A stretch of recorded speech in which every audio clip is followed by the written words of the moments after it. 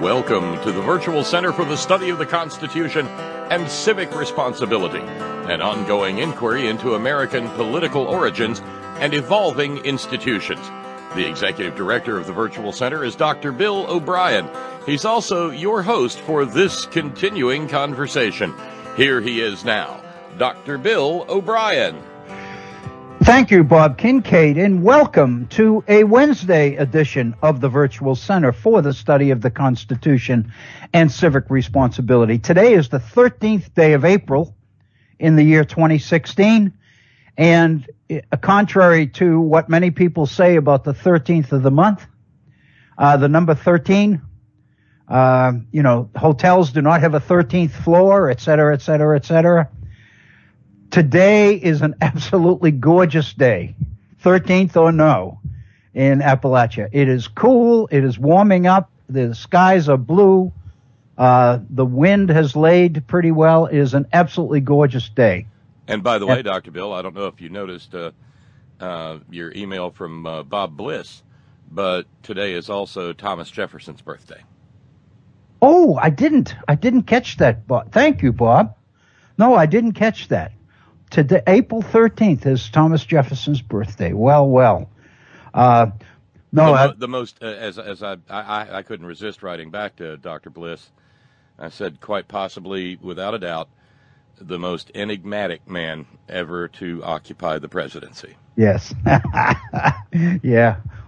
Well, Bob, thank you for the information, and I will share with our folks who are listening exactly who Bob Bliss is. Bob is a colonial historian.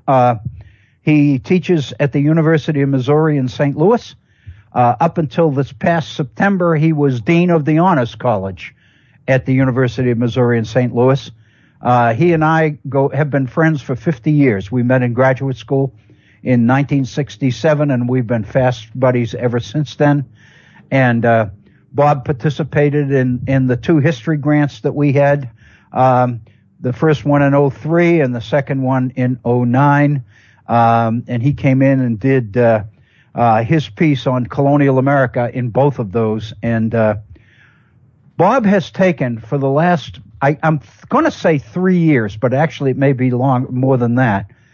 Bob basically writes a biography every single day on the internet and sends it out. And he has a list that has grown. Bob Kincaid is on it. I'm on it. My brother is on it. It's probably getting close to 2,000 names on his mailing list. And each day, the first thing, and I spent some time staying with Bob and his wife in St. Louis, and I can attest to the fact that he gets up in the morning and over his coffee, before he does anything else, he writes the day's blurb on the particular birthday of that day. And in the process, he conjures up people that some of whom none of us have ever heard of, but somehow Bob has. And he taught for 25 years, 26 years, I believe, in Great Britain, in the northern part of the country, just south of the border with Scotland. At an institution called Lancaster. And the result of that, and the fact that Bob's field was colonial history in the British Empire in the 17th century, means that Bob is very, very familiar with a lot of personages in British history that many of us don't know about. Poets, scientists, as well as politicians, musicians, artists. And these daily blurbs that he sends out are so informative. And in fact, I will say that if anybody listening would like to get on the mailing list and receive this every day, there's obviously no cost, no charge. If you send me an email to that effect with your email address, I'd be glad to forward it to Bob and ask him to put you on his mailing list, and then you'll start to receive these things as well. They are absolutely superb. Today I didn't get a chance to look at my email because I was busy pretty much most of the morning. And plan to sit down after the program's over today and check on my email and things. And so I missed today's. Obviously, it deals with Thomas Jefferson, today being his birthday, April 13th. So thank you, Bob Kincaid, for that information. Yesterday, we completed, as those of you who were with us know, we completed Washington's farewell address. We dealt quite a bit with the foreign policy implications of Washington's farewell address, most specifically looking at William Appleman Williams's Tragedy of American Diplomacy and finding its origins in Washington's farewell address. I think there's absolutely no question that the foreign policy school that William Appleman Williams gave rise to in this country in the late 50s and 60s and into the 70s is grounded in Washington's farewell address. There's absolutely no question. And so I think that's where we spent much of our time yesterday, was looking at the open door notes, the historical origins of the open door and of the Williams imperialism thesis, the thesis of America's commercial empire, as it were, economic empire, and what it means today and what the implications were within Washington's farewell address itself. So I really do believe that I think we did justice to the party, the political party aspects of the farewell address, as well as the foreign policy aspects as well. And of course, in Washington's time, when he put out the address to the people of the nation announcing his decision to not run for a third term, as it were,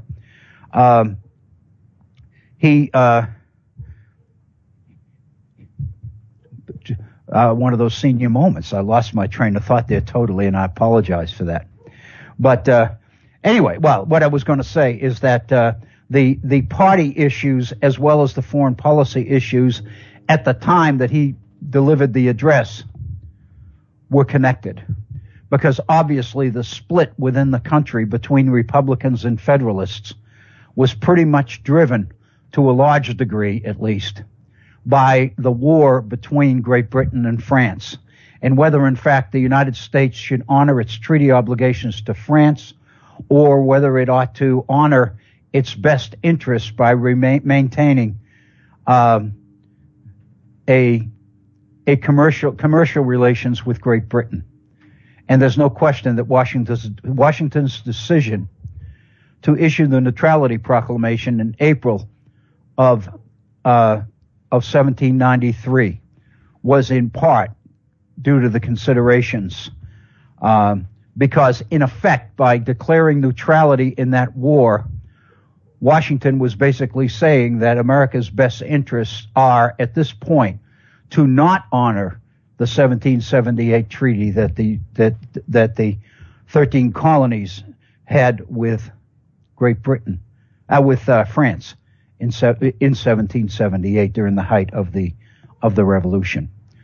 So, in a sense, I would suggest that Washington's farewell address was itself, in its own in the spirit in which Washington writes. In other words, the text of the farewell address relating to foreign policy is pretty much a rationale as to what he did and why he chose to do it. So I think in that sense, it's a very, very telling and significant document. If you have thoughts or suggestions or concerns or ideas related to any of that, and you would like to come on the air with us and talk about them, we would love to hear from you. Our phone number is area code 304-663-4676. 304-663-4676.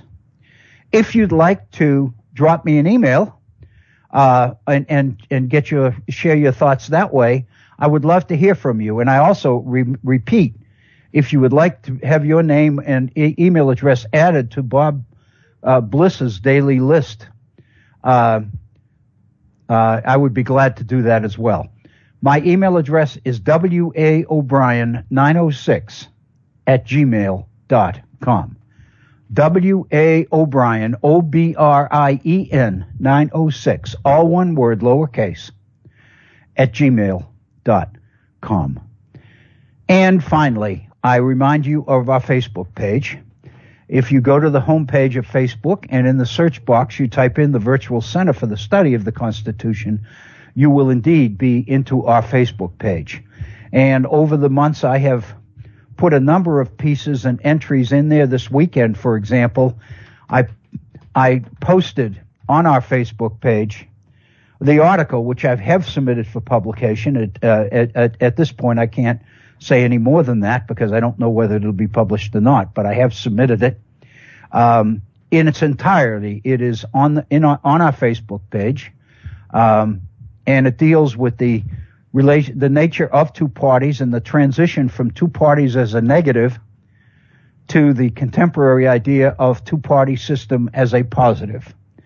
And it focuses to a large degree on the two letters that James Madison wrote in the National Gazette in 1792. The first one in January, the second one in September of that year. We spent quite a bit of time on those here over the last couple of weeks at the Virtual Center. So you can get a copy of that by copying and pasting off of our Facebook page if you so choose. But again, we would love to hear from you. Phone number, one more time, 304-663-4676. Today, I'd like to devote to one of those days that we might say would be a little bit of this and a little bit of that, rather than an overall theme that would comprise or tie up the entirety of our program, the full 2 hours.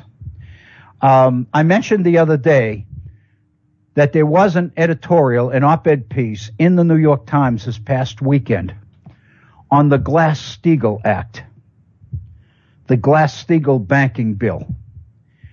And I thought it was superb. First of all, the information contained in the article is excellent. Much of the detail I was not really familiar with.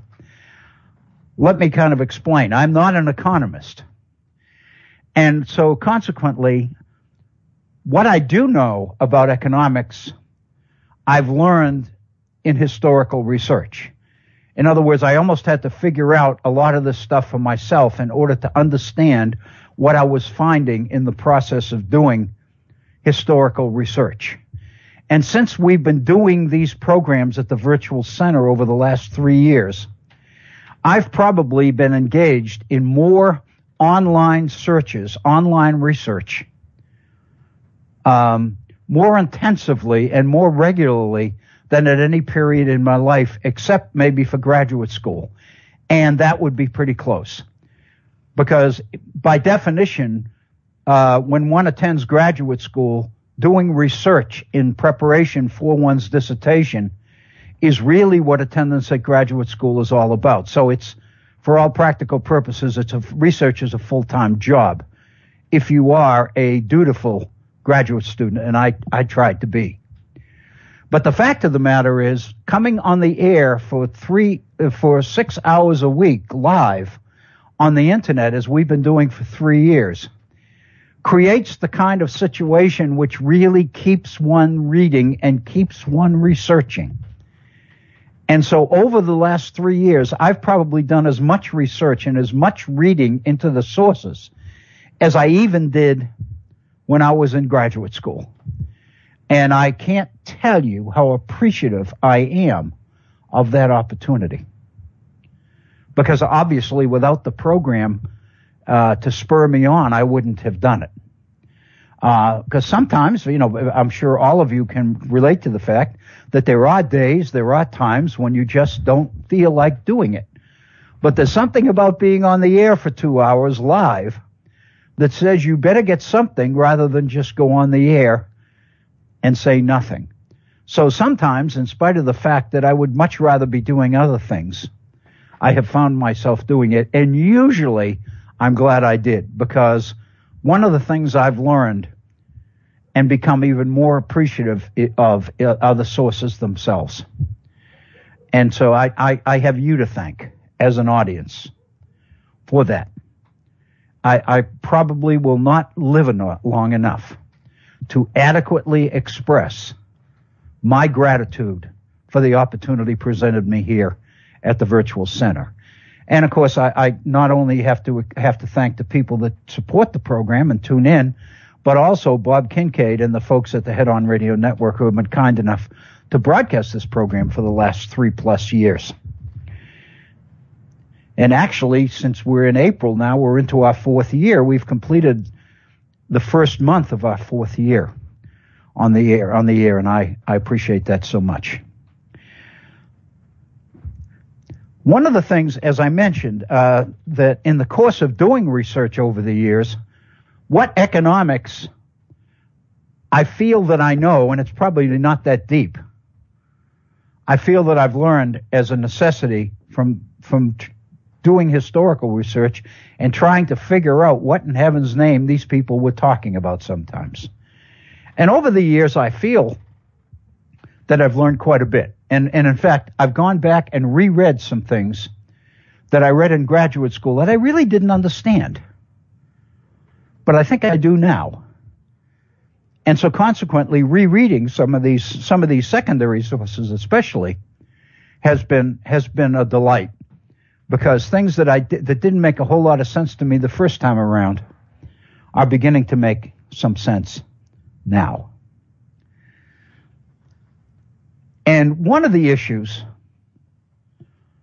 that has really confounded me over the years is the nature of high finance. I don't come from a background where my upbringing was involved extensively in Wall Street investments or anything like that. My understanding and appreciation of investment in the stock market is rather minimal. In fact, as a result of it, I probably made some pretty stupid mistakes in terms of investing myself for my own retirement.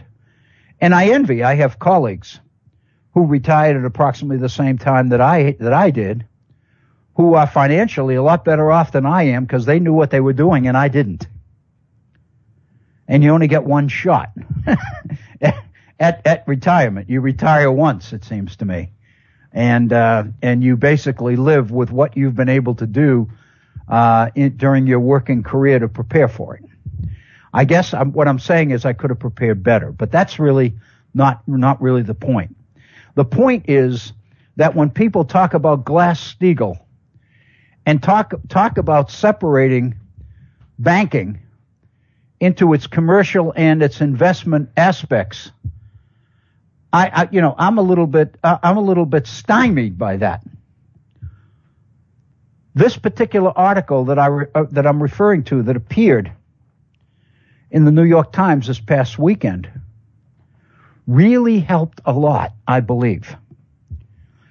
And one of the areas that really confused me to the point that I found myself when I was teaching, I would find myself very deftly, very, very smoothly avoiding some of these areas because I really didn't understand what I was talking about, so consequently I was reluctant to get into them.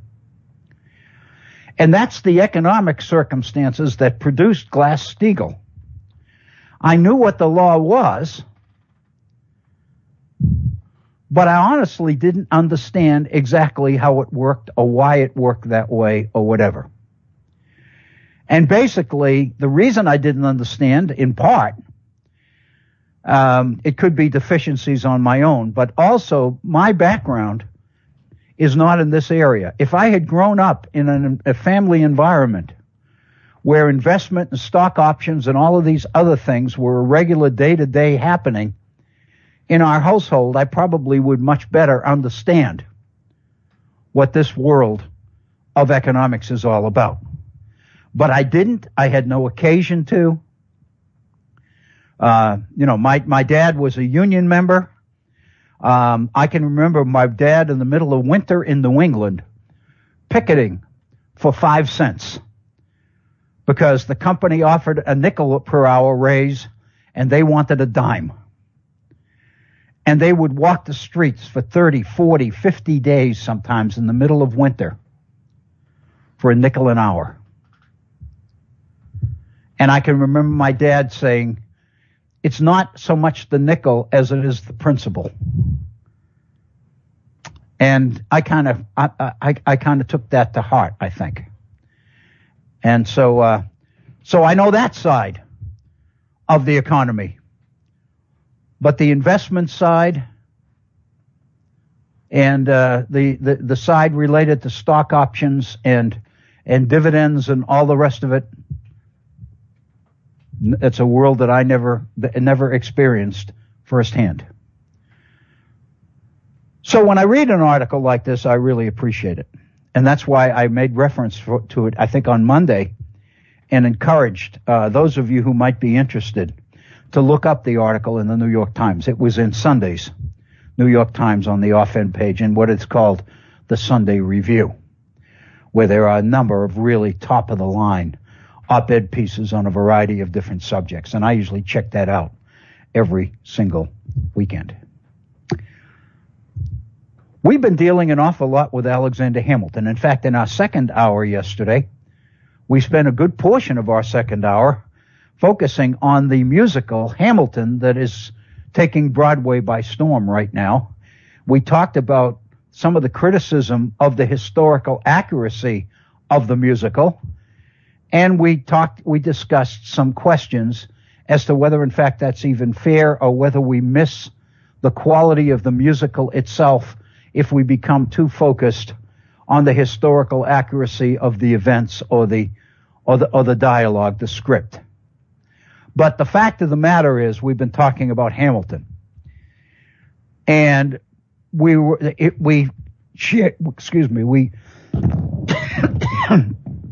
looked at some historical comments from historians who raised questions about the fact that Hamilton in the musical comes off a lot better than he was in real life. Not only because of his anti-slavery feelings and his differences with Jefferson over the institution of slavery, which is a key feature of the musical, but also the financial side of Alexander Hamilton's political career in New York as an attorney. We've looked here at the Virtual Center at several of the Federalist Papers that Hamilton wrote. We've looked at his approach to government. We looked at his speech on the 16th of June in the year 1787 on the floor of the Constitutional Convention in Philadelphia, in which he basically encouraged or urged a federal government, much more powerful and much less receptive or responsible to the masses of the people. We looked in some detail at Hamilton's financial program as Secretary of the Treasury under President Washington. We looked at his funding proposals, the funding of the national debt, the assumption of the state debts, the creation of the United States Bank, the adoption of something resembling a protective tariff, the whole idea of government promotion of internal improvements, roads, canals, ultimately railroads. In other words, the idea of a very active, very involved government in managing the political interests of the nation in the public interest. And the assumption, of course, in Hamilton throughout was that certain individuals are much more qualified to involve themselves, to be involved in and participate in these kinds of issues, discussions on these kinds of issues, whereas the vast majority of the people are not. Hamilton, in many, many ways, was what we refer to as an elitist. He did not believe in the idea of equality in any way, shape, or form. He believed that power should be wielded by the people who are most qualified to hold it, and they are the rich and the well-born. He was not rich. He was not well-born. But what he lacked in heredity, in background, he made up in drive. He made sure that he got into the proper circles. He traveled in the right circles in New York. He married into the Schuyler family. He married into big money. He dealt on a regular basis with bankers and financiers. He basically learned about and mastered the world of high finance when he wasn't born into it. That, it seems to me, is a perfect segue into this issue of Glass-Steagall. Because what we're talking about is legislation aimed at and designed to control and regulate the behavior of people who are exactly like Alexander Hamilton. The investment community, the financial sector, as it were. This past weekend, a story broke in the media on the so-called Panama Papers. And I know that many of those listening have been following this unbelievable saga of the Panama Papers, what they involve, what they tell us that we didn't know. In other words, these papers seemingly have given us an insight into a world of finance that few of us understand, few of us have ever had the opportunity to even know or experience. Knowing that we were going to do that we were going to get into this topic today, I was struck by the timeliness and the irony of an editorial that appeared in today's Charleston Gazette here in West Virginia on the so-called Panama Papers. And I'd like to begin our discussion today as a lead-in to the piece in Sunday's New York Times on Glass-Steagall by sharing with you rather quickly the details of this editorial in today's Charleston Gazette, April 13th, 2016, entitled, "Where Do You Keep Your Billions?"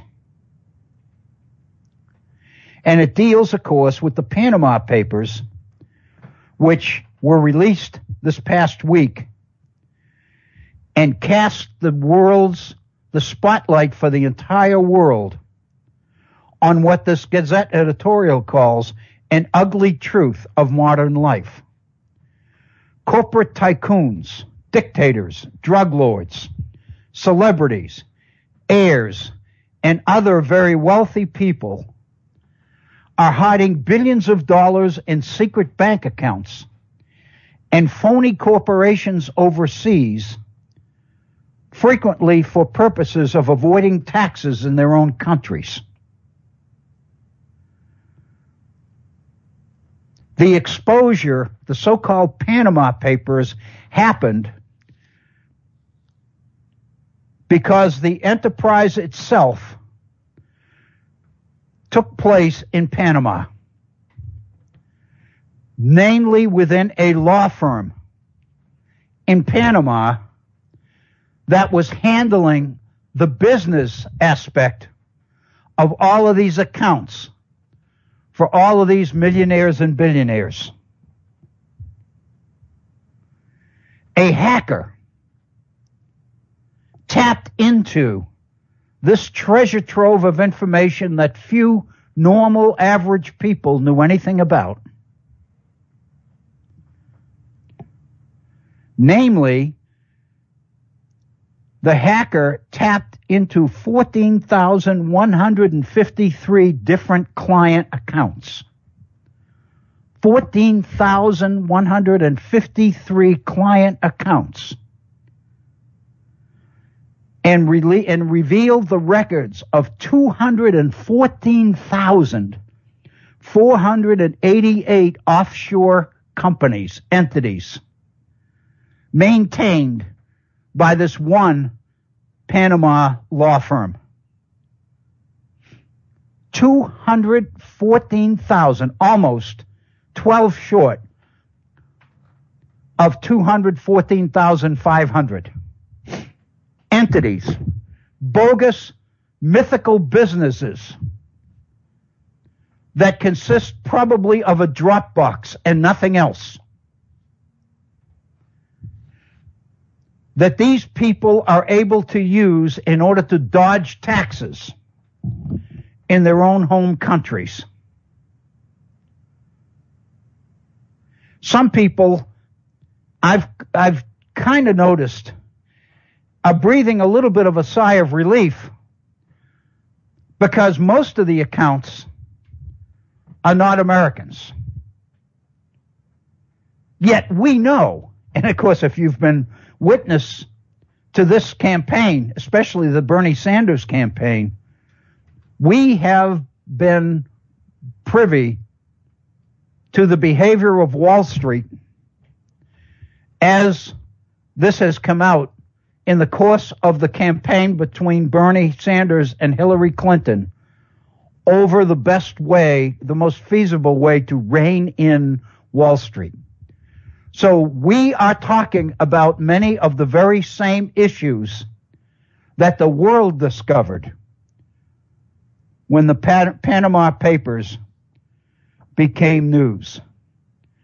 The information was leaked to a German newspaper, and that German newspaper turned to the International Consortium of Investigative Journalists, which spent an entire year analyzing 11.5 million documents associated with the Panama Papers. 11.5 million documents. This is a quote from the New York Times on this particular story. Quote, "The papers, the Panama Papers, chronicle a global industry developed to enable an international elite enriched by corrupt or illegal means to conceal its wealth and dealings from taxation, prosecution, and public wrath." How did all these politicians, dictators, criminals, billionaires, and celebrities amass vast wealth and then benefit from elaborate webs of shell companies to disguise their identities and their assets? Unquote. That is from the New York Times in this story. This scandal touches Vladimir Putin. It touches the president of China, Xi Jinping. It forced Iceland's prime minister to resign.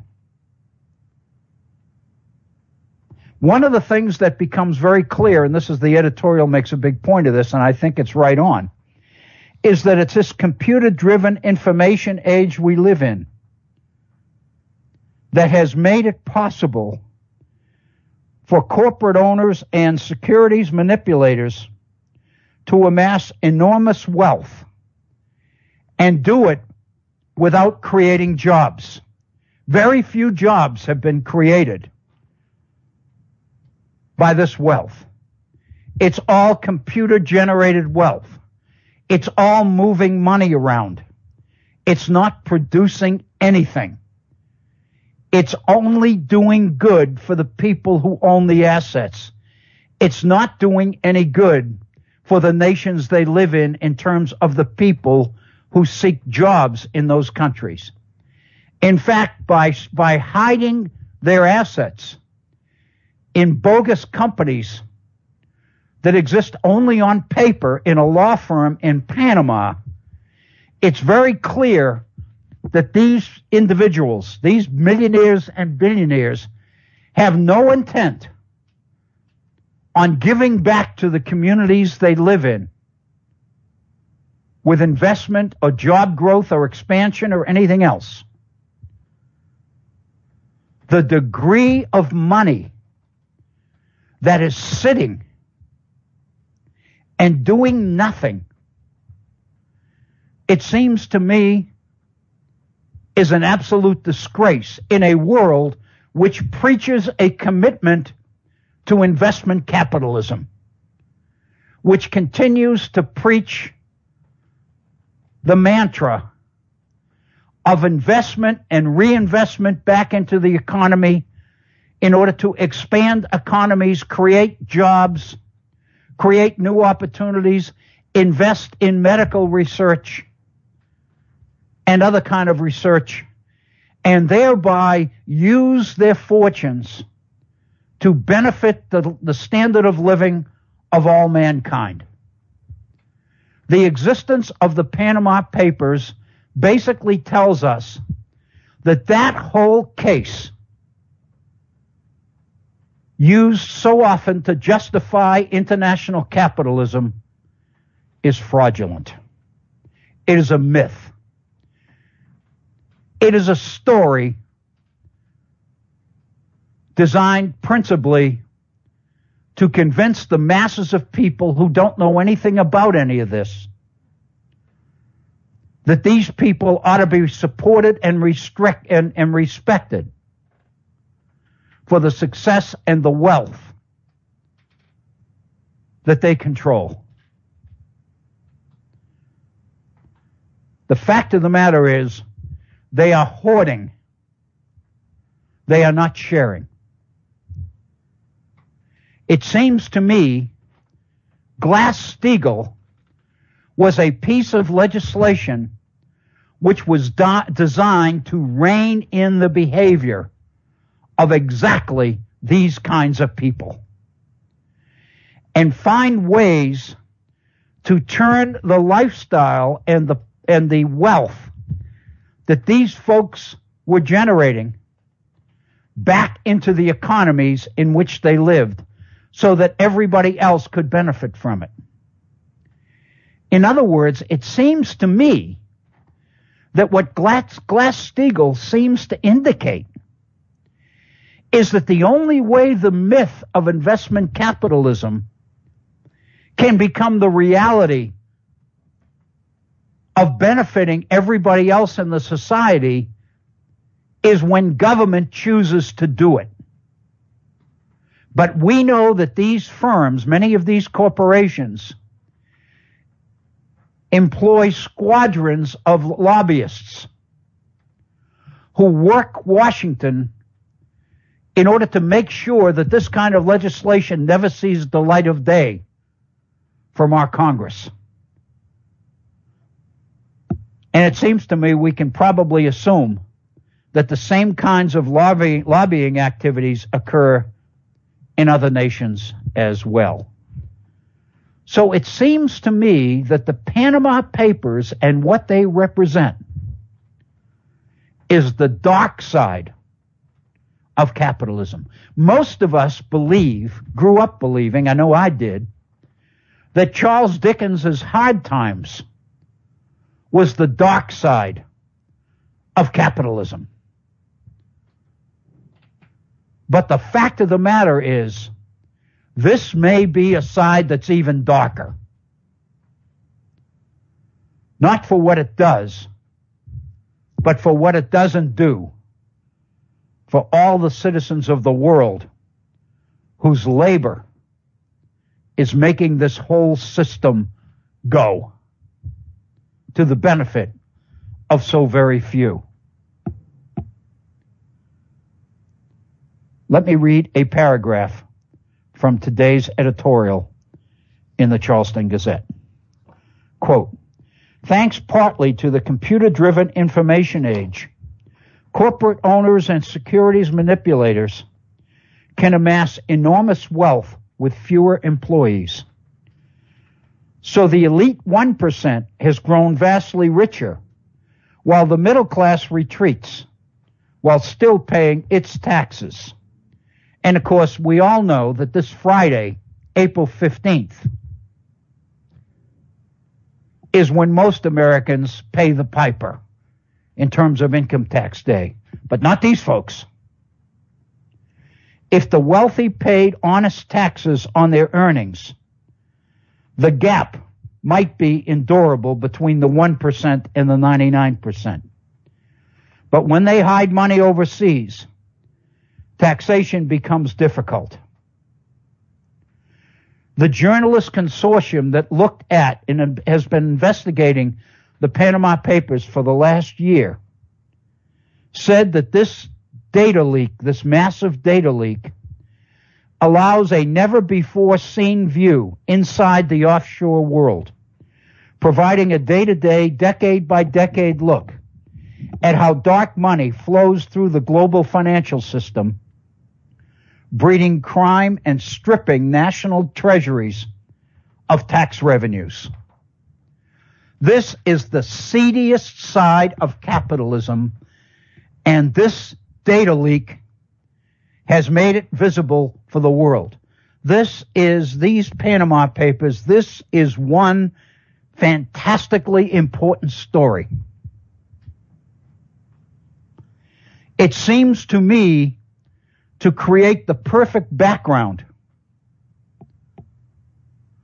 for an investigation of government efforts, as rare as they are, to rein in this kind of behavior by the 1%. I can remember some months ago, probably well over a year ago, we devoted a portion of one program here at the Virtual Center to a financial scheme that occurred in Great Britain in the early 18th century called the South Sea Bubble. And the presentation that I made on the South Sea Bubble was basically aimed at indicating that just like the recession here in 2007, 2008 into 2009, we know the people who caused it. We know many of the ways they behaved to cause it. But we also know that almost no one ever went to jail. We got an example of this, I believe, yesterday, when one of the headlines pointed out that Goldman Sachs had reached a $5.1 billion settlement with the government for its responsibilities in this Great Recession of 07-08. But nobody went to jail. Not only that, but what became very clear in the stories about the $5.1 billion settlement of Goldman Sachs was that the vast majority of that $5.1 billion ended up not being paid. Because the facts of the matter is, the way the tax laws are written, Goldman Sachs was able to write off a significant portion of its fine in taxes. And the fact is that there is every indication in the world that Goldman Sachs had a vested interest in increasing the size of the penalty, since it wasn't real money. It was all PR. It made the American people think that the government was forcing Goldman Sachs to pay the piper to the tune of $5 billion plus, when the reality is Goldman Sachs was paying nothing but pocket change because of the way the tax laws are written.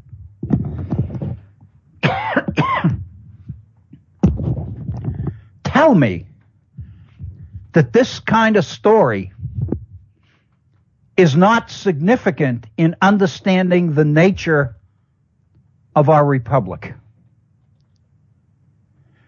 As we go back and look at the behavior and the writings of the founders, as we look at the Federalist Papers, as we look at the proposals and the strategies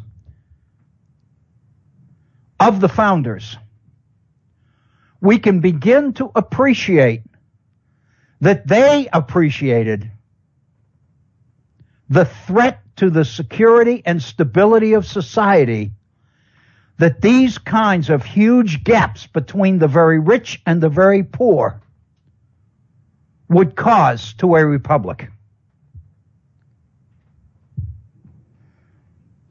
There's no question that for the most part, the founders were committed to the ideals of what we call elitism. As uncomfortable as many of us find that, the fact of the matter is many of these people believed sincerely that political decisions and economic decisions and social decisions needed to be made by the right people. And they recognized that a vast majority of the population was not capable of participating actively and intelligently in these kinds of discussions. But at the same time, in order to preserve the stability and the sanctity of the society itself, it was necessary to involve these people in decision-making, even though their role in that decision-making was rather incidental and insignificant. I guess what I'm saying is that we are confronted with the reality that there's a real difference between meaningful substantive participation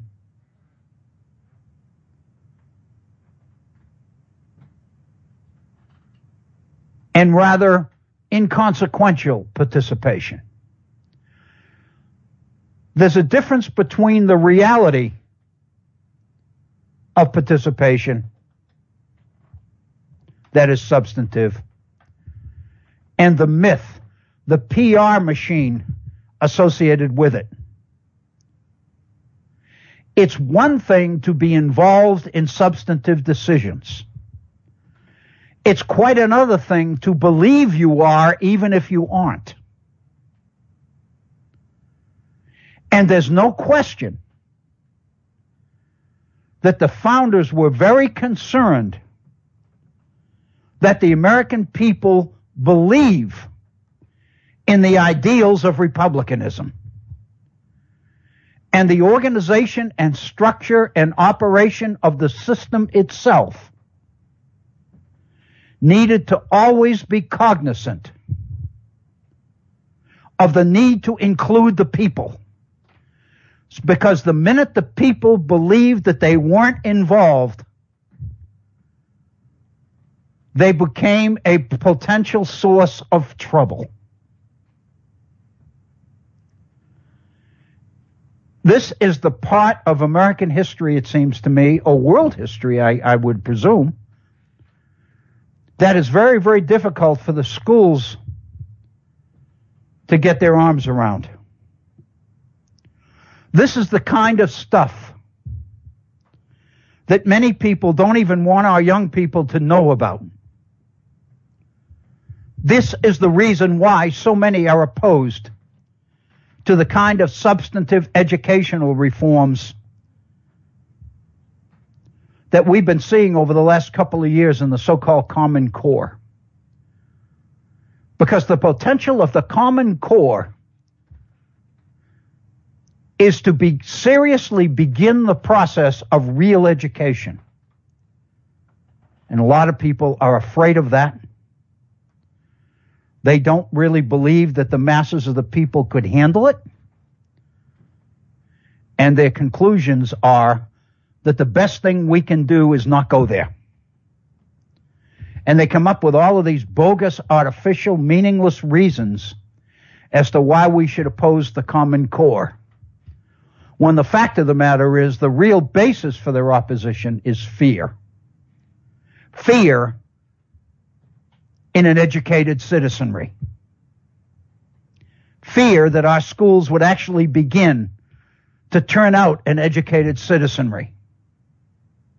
Rather than a citizenry that believed and mouthed all the right things, even though they had no idea what it was they were saying or reciting.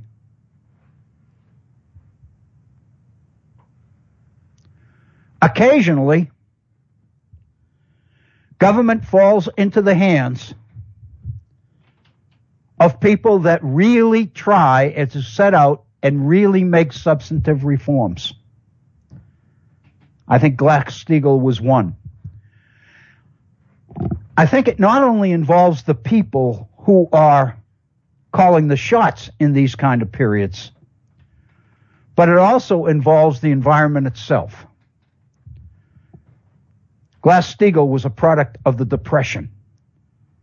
25% of the American workforce was unemployed. Many business people, small business people, were committing suicide because it looked like the whole house of cards that made up our economic system was falling apart. Many people, principally intellectuals, began to flirt with other forms of government because they believed that the predictions of communists and the demise of capitalism might be true. It looked like capitalism, as we knew it and practiced it, was not going to survive. Because it seemed like no matter what government did or didn't do, the Depression continued to get worse. Jobs didn't come back. And many people began to experiment with other forms of government. Many prominent citizens, for example, began flirting with communism, socialism, began looking for other forms, other structures of government that might work better than capitalism. I guess what I'm saying is that at certain times, when it seems like we've reached the bottom, those are the times often when people come forward or step to the plate and try to make serious substantive reforms. I think Glass-Steagall falls into that category. I guess what I'm saying is I believe this issue is a very, very important one. And while it's difficult for many of us to understand, I count myself among those. I think it's darn important that we try. And with that, then, I would call your attention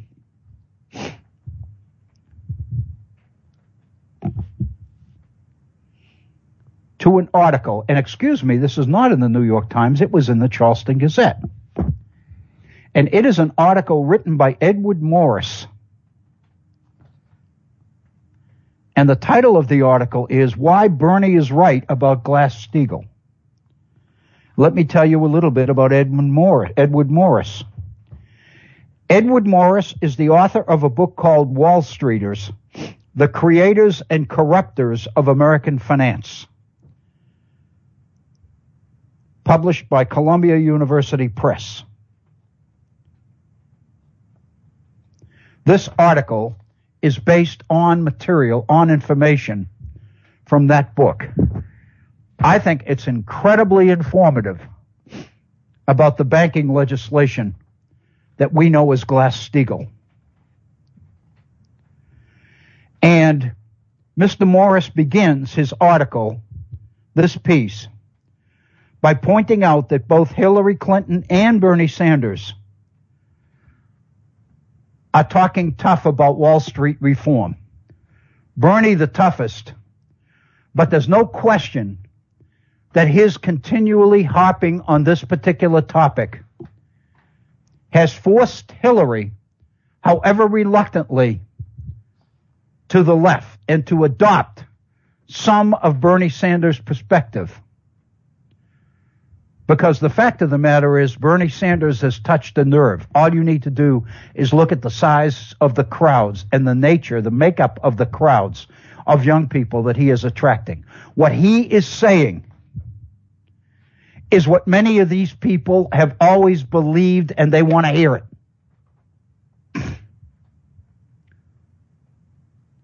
Let me give you an example of that from my own experience.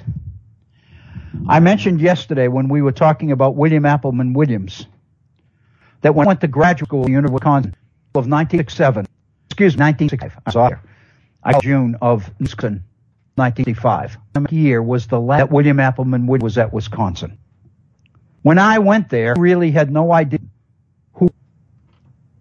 But one of the things I remember, I think to the point we right now, I can remember afternoons on. I lived in a graduate empty, as all down to the beach, as crowds began to head to the campus at the University of Wisconsin. I had no idea why. I had no idea what was happening.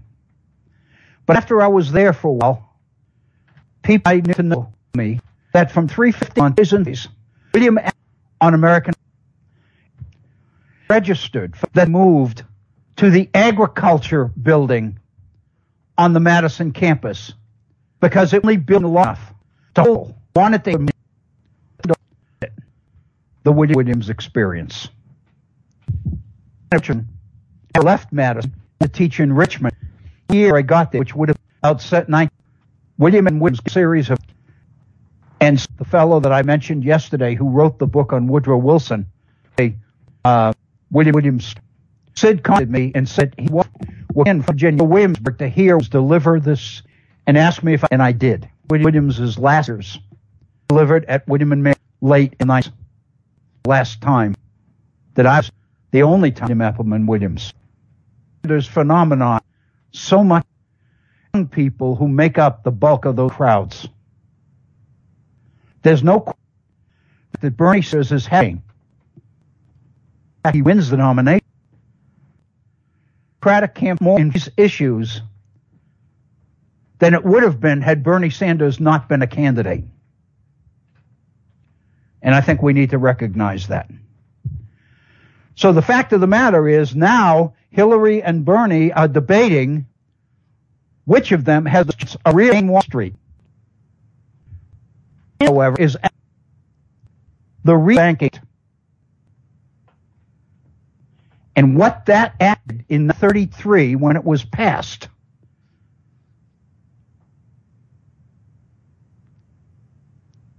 In the first year of consideration and the first major civilization in so-called deal. Of course, what the text Roosevelt's administration, New Deal administration, so-called, a bank holiday, where the government used all the banks, strong ones, the open, went into them permission so the next bank holiday on the public's faith in the nation's shall. That's what the textbooks say about this legislation. Operating banks. Understand what that is. This article by repeal of the administration, legislation of banks to fail and contribute to financial crisis in 2008.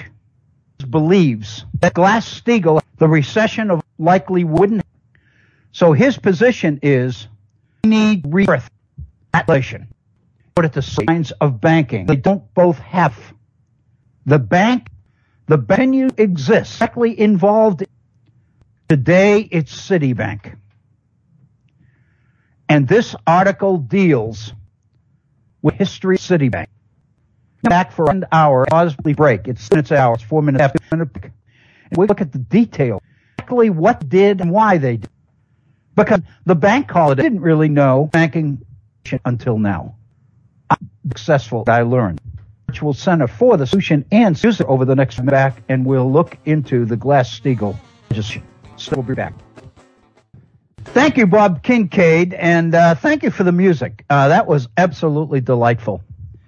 I actually look forward to the break sometimes. I sometimes think it's probably the power part of the program on some days. But I also got to acknowledge and got to admit I did. I just shot a quick note to Bob Kincaid telling him that I was ready when he was to the effect that I really love this stuff. I really when I get into this stuff, I just absolutely love it. It's not nice, but my heavens, it's interesting and it's relevant. It's important. It's the kind of stuff that I believe more people ought to know. It's the kind of stuff that some people want the average person to never know. Maybe that's why I like it so much. One of the books that I was referring to, I'm looking at my bookshelf here, and one of the books that I was referring to earlier when I said I used to read these books, and I try to understand what I was reading, but I used to have difficulty because I was not an economist and I had no background, and I gradually would build one. But one of the books that I can remember slogging through and reading and having so much difficulty understanding some of the concepts and issues that I was reading about was a book called Business Enterprise in the American Revolutionary Era by Robert A. East. I can't wait to take that book on again. It's been 30 years since I looked at that book. And I don't have fond memories of it because there was so much of it that I didn't understand and appreciate. I'm kind of thinking that now I might be able to get into it in ways that I couldn't then. At some point, I'm going to get back into it and see. We would love to hear from you, and so if you are inclined to come on the air and share some of your thoughts about any of these issues, I know our listeners would love to hear from you. Our phone number is area code 304-663-4676. 304-663-HORN, HORN, 4676. If you'd like to drop me an email, you can do that by sending your email to waobrien906 at gmail.com. waobrien, OBRIEN 906 at gmail.com. And again, I ask you to take your time when you have a moment and look at our Facebook page, react to some of the opinion pieces that are on there. There's absolutely no question in the next couple of days I'm going to be drawing on some of this material, probably Washington's farewell address. And I'll be putting something up there dealing with that particular issue. There are so many.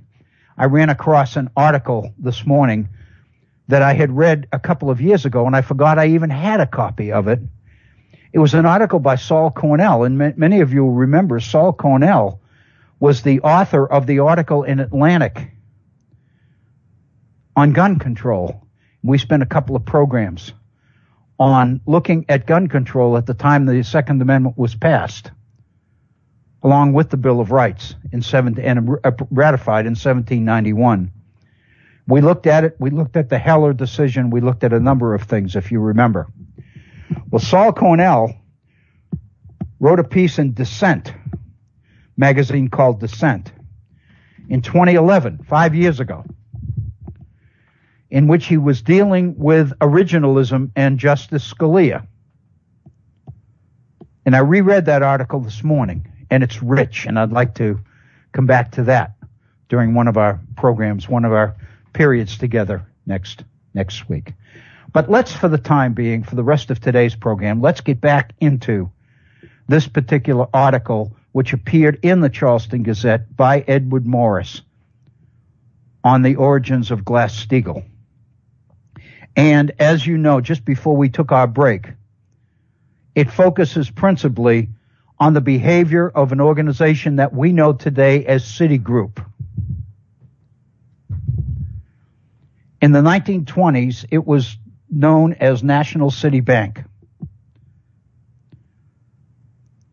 It is a financial institution that has a long history. Edwin Morris makes the point that when Bernie Sanders is making the case for the resurrection of Glass-Steagall, he has a pretty strong argument on his side. And you can basically see it by looking at Citigroup specifically. Citigroup, Morris tells us, is a 2-century-old bank that, along with other Wall Street banks, has a history of wreaking havoc on itself and the economy when it mixes commercial with investment banking. And here are what I think are the most informative, relevant 2 paragraphs in this particular article, and I'm going to share them with you because I don't want to misinterpret anything.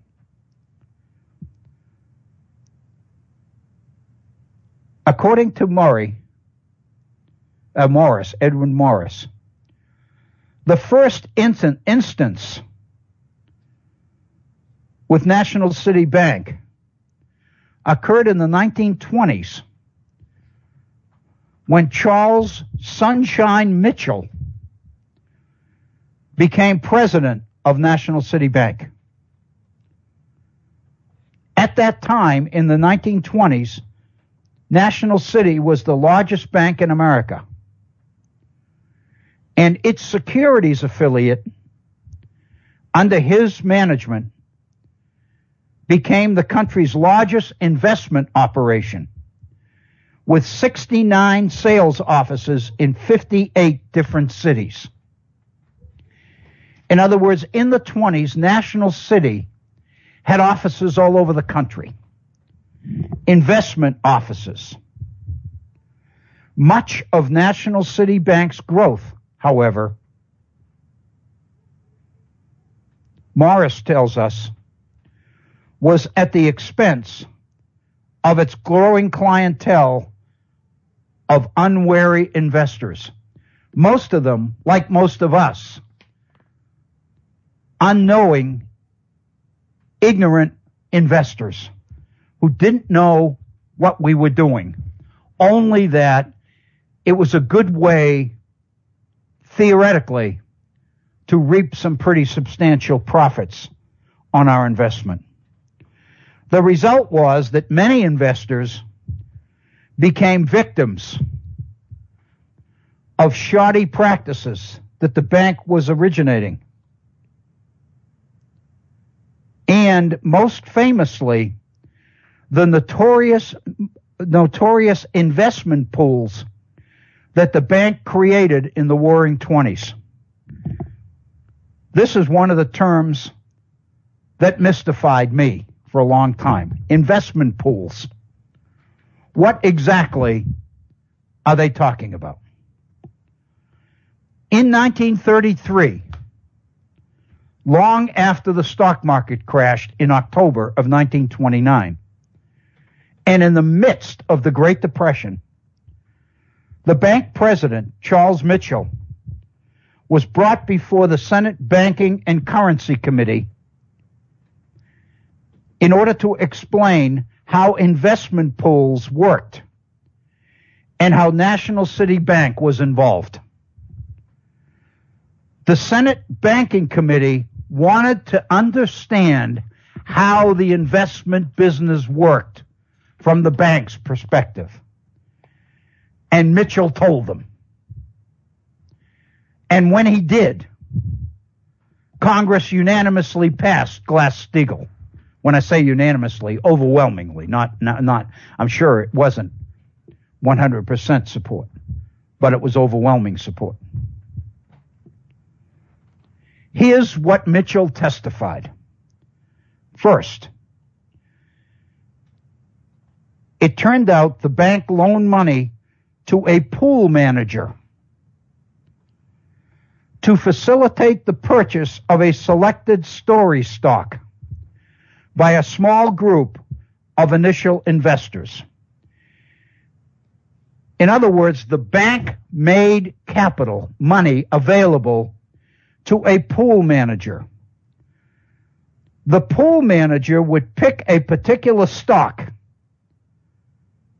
and gather a small group of knowledgeable investors, not average Joes like me, but knowledgeable investors, people that knew what they were doing. And they would invest in this particular stock that was selected.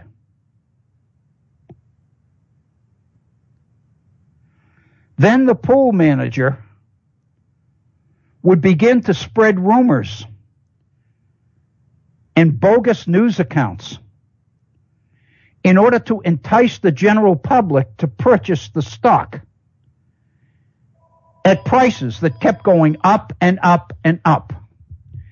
In other words, what the bank did was intentionally drive the value of stock well above its real value.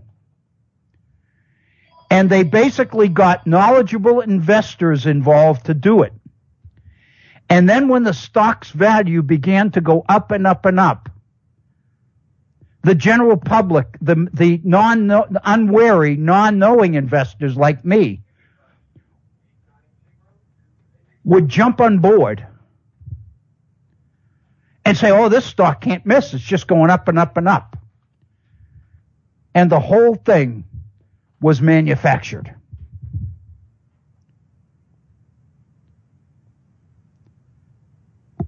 National City's investment affiliate also helped the pool manager by authorizing the payment of premium commissions to tout the targeted stock.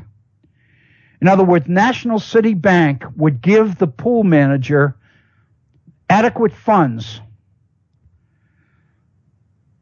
so that you could reward with high commissions those salesmen who pushed this particular stock.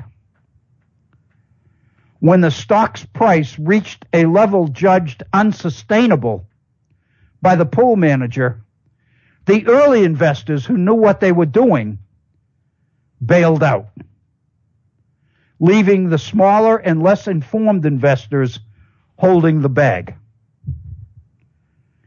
If these chump investors, Murray's term, had purchased the stock on margin, they likely owed large sums of money in addition to holding the deflated stock.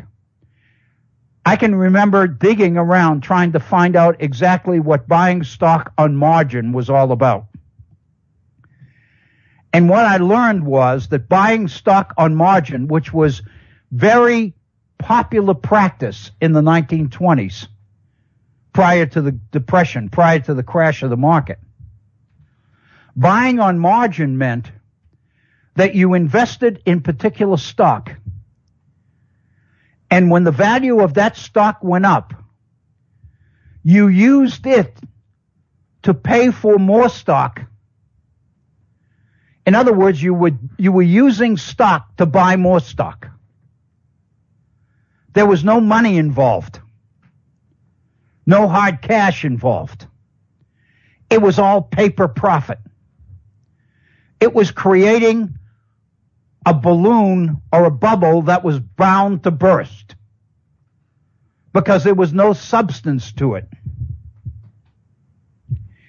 And so the reality was that by driving these selected stocks way above their legitimate value, you were able to advertise that, suck in the vast majority of unwary, unknowing investors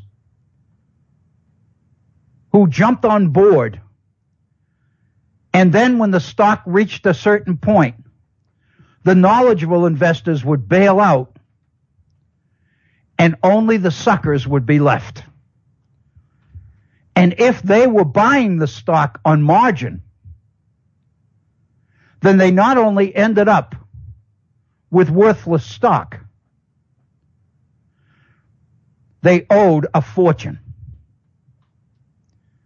because they were going to be expected to make good on all the investments that they had made buying stock with stock. In other words, buying stock on margin.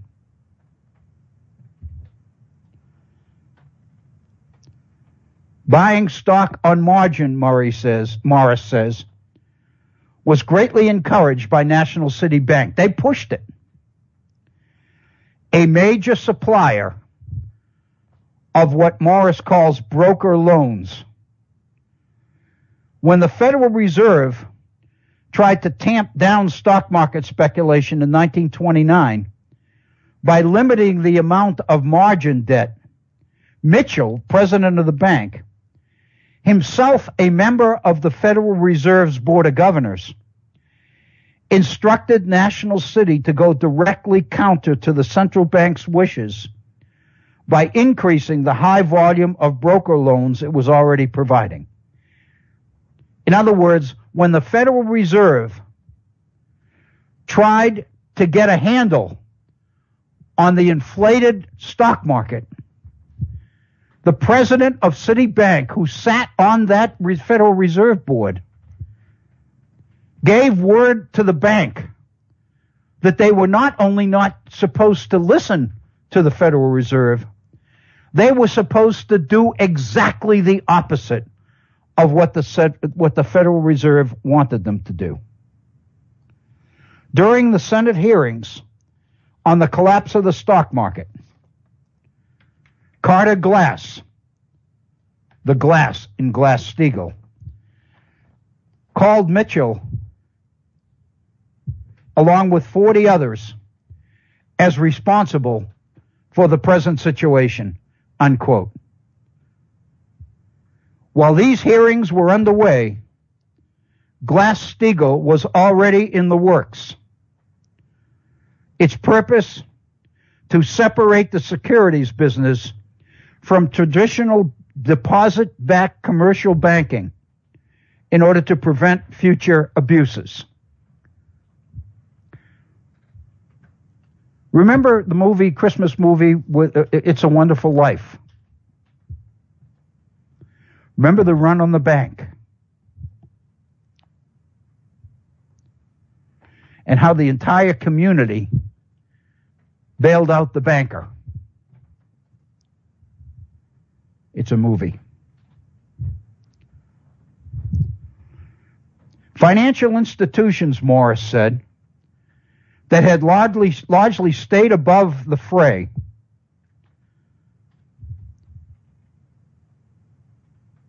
began to warn the nation that they felt victimized by the actions of a few banks. J.P. Morgan Jr. warned the nation about the likely effect of Glass-Steagall on his bank. J.P. Morgan said, in the face of Congress's legislation to separate commercial banking from investment banking, J.P. Morgan made the following comment: if we should be deprived of the right to receive deposits, we should very probably have to disband a large part of our organization, and thus should be less able to enter into the future that important service in the supply of capital for the development of the country which we have rendered in the past, unquote. Translation: what Morgan is saying to Congress is, if you pass this law, you are going to make it impossible for us to invest in the future of this nation, which means the economy won't expand and the capital will not be there to create jobs. Have you heard that before? Why is the 1% making the kind of profits that it's making since the Great Recession? Where are the jobs that usually go with recovery? We know that the unemployment rates have gradually come down. We know that the Obama administration has been able to create millions of jobs since 07, 08, in spite of the fact that the reinvestment of profit, corporate profits, back into the economy hasn't happened. We know Donald Trump tells us in his campaign speeches that there are millions and millions of dollars sitting offshore because we haven't made the right moves to encourage the people who own those dollars to bring them back into the country, because we insist that they pay taxes on it. What Donald Trump is saying, if the government would give these people a break on taxes, they'd bring the money back, we'd have all of that investment capital to create jobs. And basically what he's doing is blaming the Obama administration for its unwillingness to create this windfall for those investors who stored their money overseas in order to dodge taxes.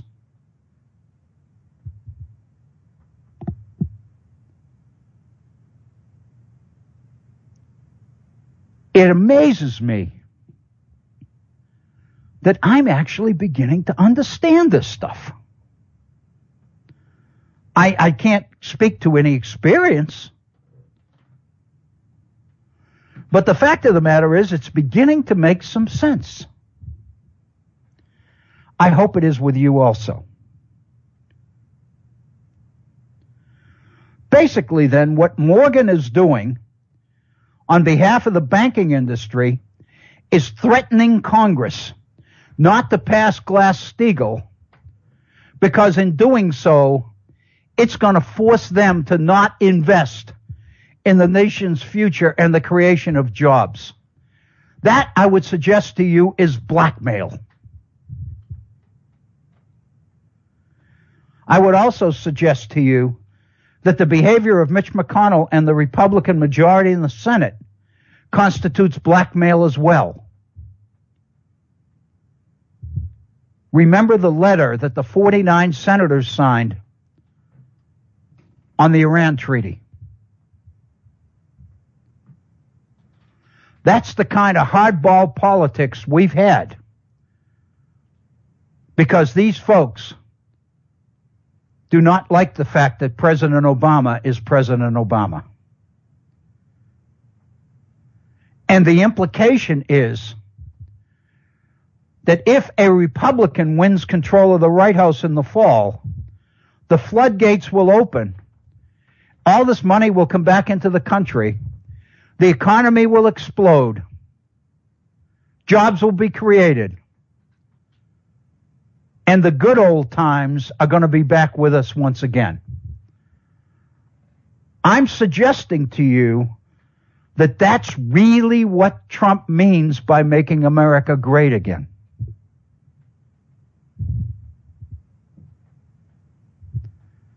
I don't believe it. Especially when I read what these same people, these same companies were doing in the 1920s to bring on the Depression. I never understood. I used to teach it, but I never really understood it. Now, Morris says, fast forward 60 years into the modern period of deregulation. Bankers once again are free to revisit Morgan's arguments on their need for large integrated financial institutions for the United States in order to remain competitive for the global economy. How many times do you remember back in the early 21st century, in 2005, 2006, when corporate America was screaming how government needed to do something in order to allow these corporations to compete in the global economy? that the governments of other countries were supporting and subsidizing their businesses, but our tax structure was making it difficult for our companies, our businesses, to compete effectively. The result was deregulation. The result was that the policies that Reagan initiated in the 1980s with deregulation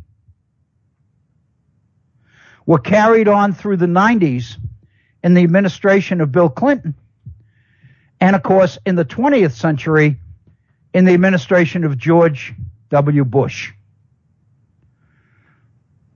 And the result was that in 99, pressure mounted and Glass-Steagall disappeared from the books of congressional legislation. Banks were once again freed to combine their commercial and their investment operations under the same roof.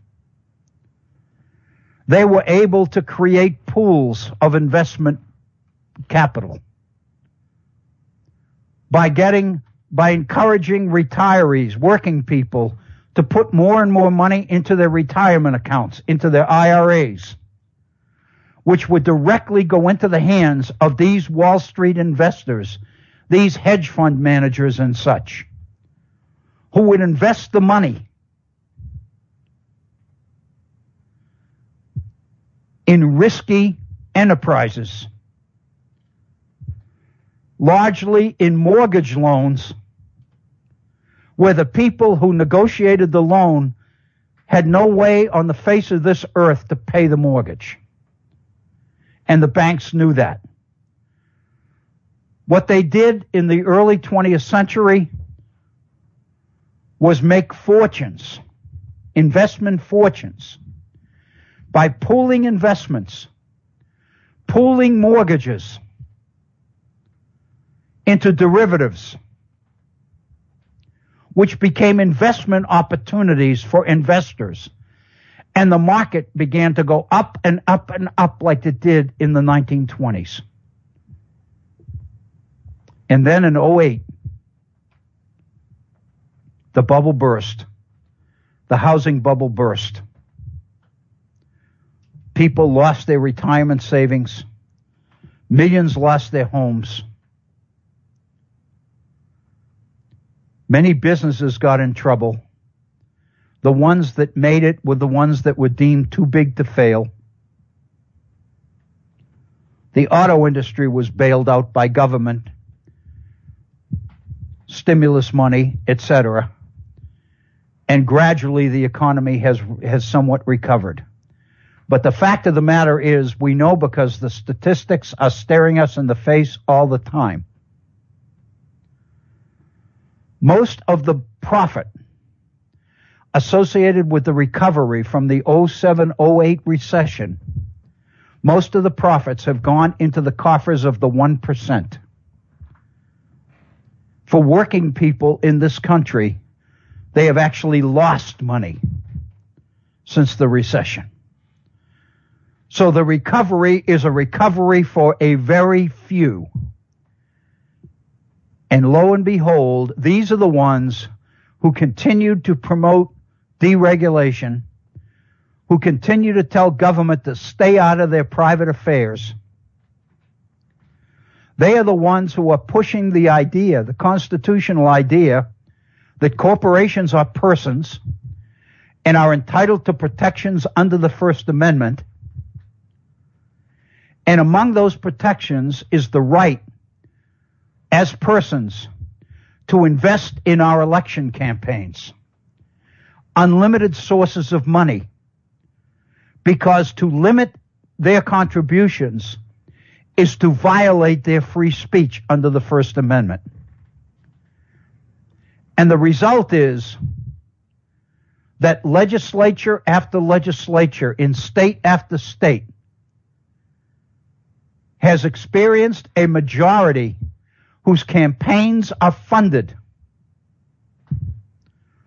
by interests whose goal is to basically render government dysfunctional in order to unleash the full profit potential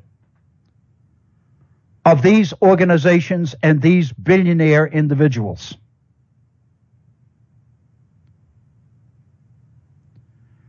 Morris takes us to the late 90s when Glass-Steagall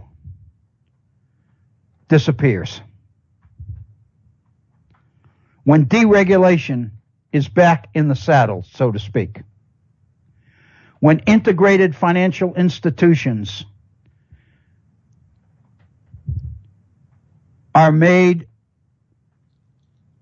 or are justified as the only way to keep America competitive in the global economy. Consequently, the Federal Reserve relaxed many of the provisions meant to enforce Glass-Steagall. The chairman of the Federal Reserve at the time was Alan Greenspan, husband of Andrea Mitchell, by the way, who stated in private conversation that he would have no problem, in principle, approving a merger between a commercial bank and an investment bank, as long as Glass-Steagall was repealed. In other words, as a member of the Federal Reserve, Chairman Alan Greenspan said he would support the reinstitution of merged commercial and investment banks, provided it was made legal. And the way to make it legal was to abolish Glass-Steagall.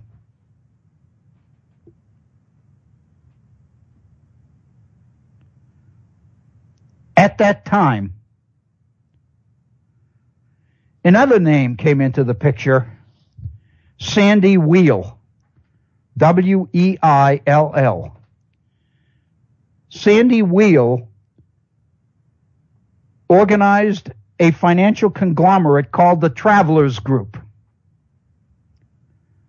comprised of some of the leading insurance and investment firms in America, who set their sights on acquiring a large commercial bank. When Greenspan spoke and acknowledged that he would look favorably upon this, in 1998, Weill negotiated a $70 billion merger of the Travelers Group with Citicorp, the commercial bank that grew directly from the old National City Bank, Citicorp. Weill then took to full court lobbying members of Congress to repeal Glass-Steagall in order to make the combination that he put together, the $70 billion conglomerate, legal. The only way it could be legal is if Glass-Steagall was abolished.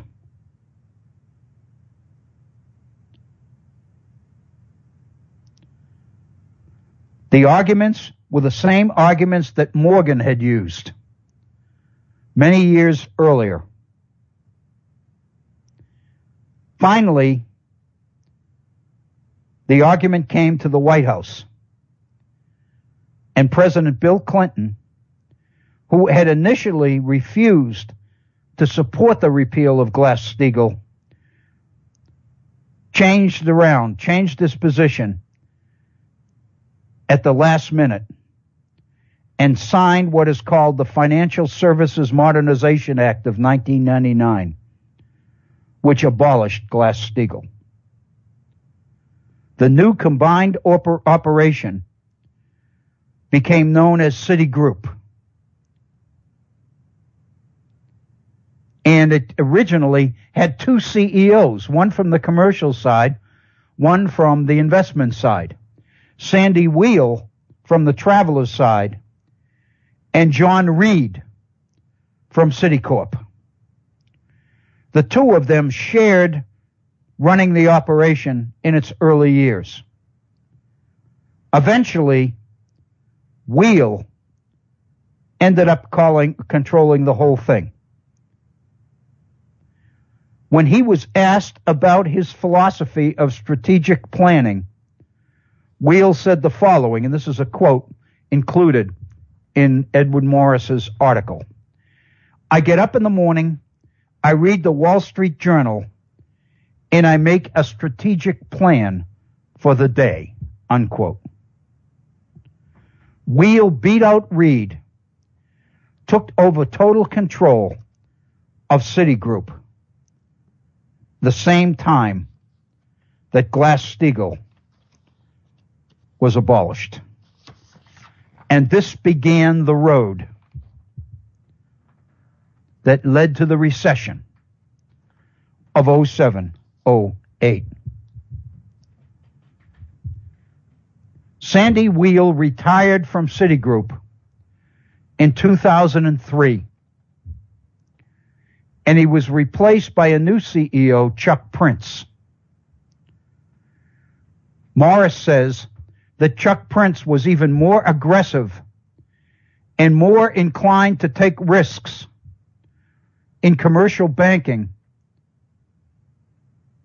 and on the investment side as well. This is an unbelievable quote I've got to share with you. In 2007, when Chuck Prince was asked about Citigroup's $100 billion leveraged lending program to support private equity deals, Prince made the following comment. When the music stops, in terms of liquidity, things will be complicated. But as long as the music is playing, you've got to get up and dance. We're still dancing, Prince said. Remember when we were dealing with Hamilton's financial program as system, and we talked in detail about the nature of a system. And the fact of the matter is, so long as the system functions, it seems to be working. There's no indication that things aren't working well until the system breaks down. Once it stops running, then people begin to look at why it stopped. And that's when the flaws and the errors and the miscommunications happen. Here is Chuck Prince, CEO of Citigroup,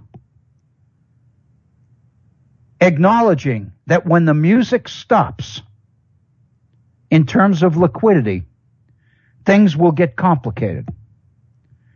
But as long as the music is playing, you've got to keep dancing. And we're dancing.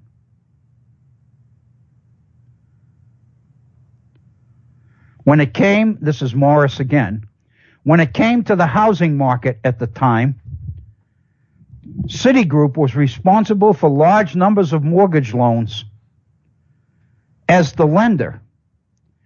And then it would package and sell these loans as securities as a broker. Think about that.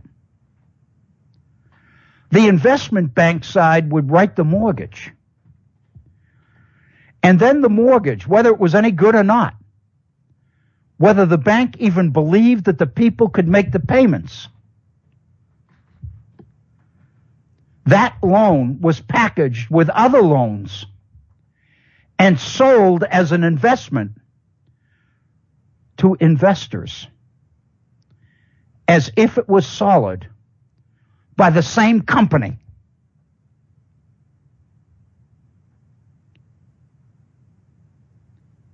And that's the way it seemed to be working. That quote about the music stopping was in 2007. In 2008, the music stopped.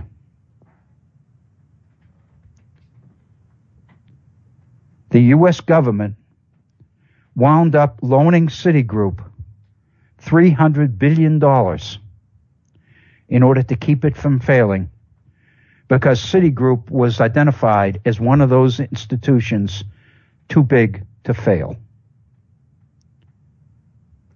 The government was responsible for the direct injection of $45 billion into Citigroup's equity accounts. Nobody went to jail. People lost their homes, their jobs, their retirement savings, their investments, their IRAs. Tens of billions of dollars was lost. Not one of these characters went to jail. In 2010, Congress responded with Dodd-Frank. And what Dodd-Frank did was rein in Citigroup and other Wall Street banks. But the fact of the matter is, Glass-Steagall is still not law, which means that commercial and investment banking are still connected, are still linked together under the same management.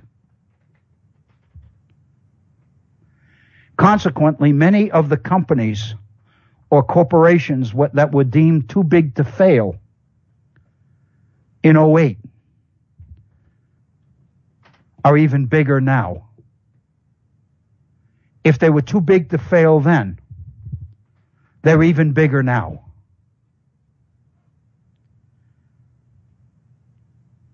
It's in this environment that Bernie Sanders is pushing a new version of Glass-Steagall. What he's predicting, and what many others agree with him on, and I'm quoting Morris here, is that the next crisis will likely not involve bank financing of investment pools or making undue amounts of margin finance available to brokers or making high leverage loans to finance equity investments or originating, packaging, and selling low quality mortgage loans. It may not even involve Citigroup. But unless a new version of Glass-Steagall is passed, something like 2008 is very likely to happen again, say the experts. Morris quotes Mark Twain here. Mark Twain said, "History doesn't repeat itself, but it rhymes." I love that. History doesn't repeat itself, but it rhymes. In other words, we've been down this road before. We know what can happen, and we did nothing to keep it from happening again. Morris concludes that Bernie Sanders is probably right this time. And who does he quote for support? Sandy Weill, who is retired. In 2012, Sandy Weill was interviewed on CNBC, NBC's business channel. And he made the following comment: "What we should probably do is go and split up investment banking from banking. Have the banks do something that's not going to risk the taxpayers' dollars, that's not going to be too big to fail." Sandy Weill said that.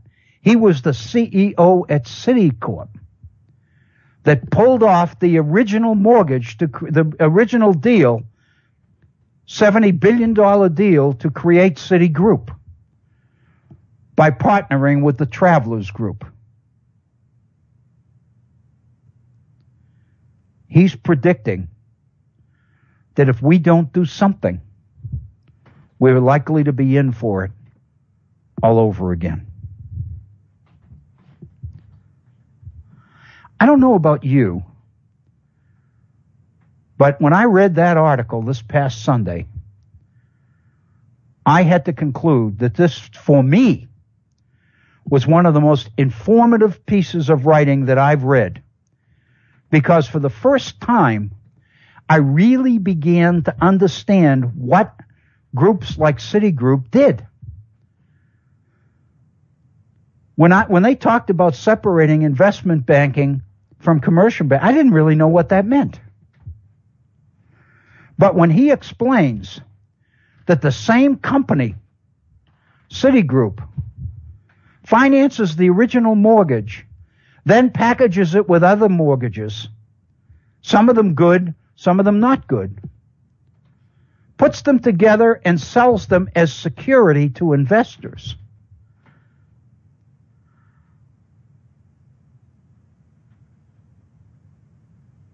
And the bonuses that these salesmen make for selling these packages of investments to investors are the $1 million profits and the $1 million bonuses at the end of every fiscal year that many of these Wall Street wheelers and dealers receive. I hear them at the end. I read the papers at the end of every year in December about the bonuses that Wall Street is paying to its commercial salespeople. These are the people that are living out of New York City in southern Connecticut, in some of these high rent districts and communities in southern Connecticut, along the Amtrak tracks that take them into New York City and back home again every day.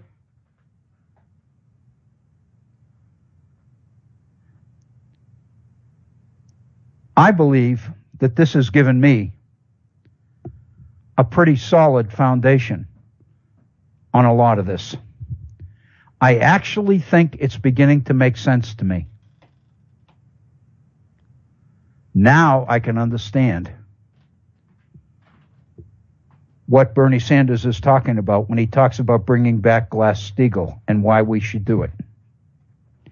We know what caused the recession,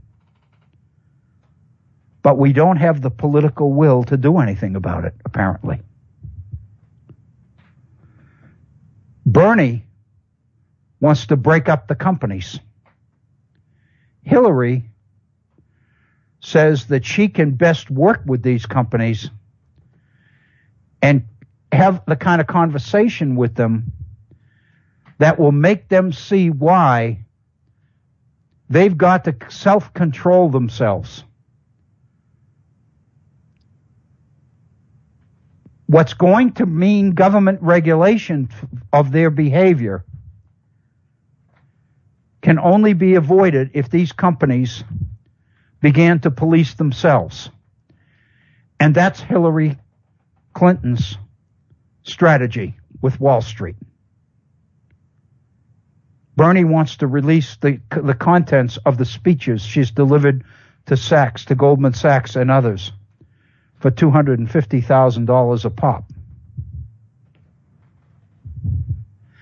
I personally would like to hear some of the things that she said to these Wall Street companies and corporations. Anyway, it is 58 minutes after the hour. We've only got less than 2 minutes left in today's program. That's the end of our broadcast week here at the Virtual Center.